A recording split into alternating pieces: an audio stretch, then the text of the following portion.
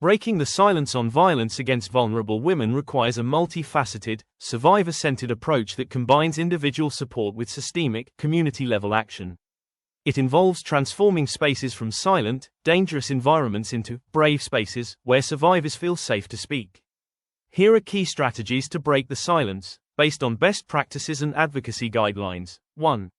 Listen and believe survivors. Validate their experience. When a woman shares her story, offer immediate, non-judgmental support.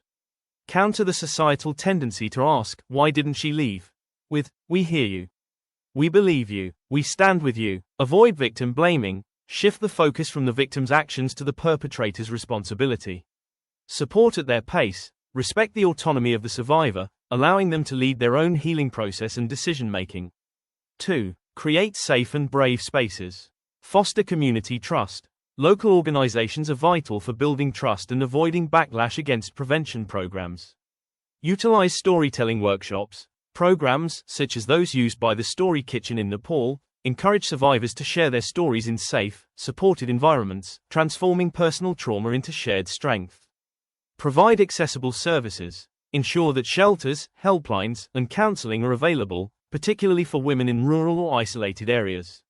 3. Change the narrative. Social and cultural shifts. Challenge harmful stereotypes. Actively call out misogynistic jokes, victim blaming, and the idea that women are responsible for avoiding dangerous situations.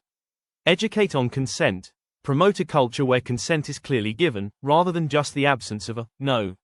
Engage men and boys. Involve men in the conversation about and prevention of gender-based violence, encouraging positive masculinity and challenging toxic behaviors. 4. Implement structural and legal action. Strengthen laws and policies. Enact and enforce laws that hold perpetrators accountable and provide protection for survivors, e.g., protection orders. Empower economically. Provide job training and financial independence, as economic dependence often forces women to remain in abusive situations. Fund specialized organizations. Support local NGOs and women's organizations that are equipped to help vulnerable, often marginalized, communities. 5. Identify and intervene. Recognize warning signs. Educate yourself and your community on signs of abuse, isolation from friends, control over money, movements, and sudden behavioral changes. Don't be a bystander. If you witness harassment or abuse, safely intervene or report it. Support migrant women. Recognize that for migrant women, language barriers and isolation compound the difficulty of speaking out, necessitating tailored, culturally sensitive support. If you or someone you know is experiencing abuse, it is important to reach out to local, confidential support services. National Domestic Violence Hotline, USA, 800-799-7233.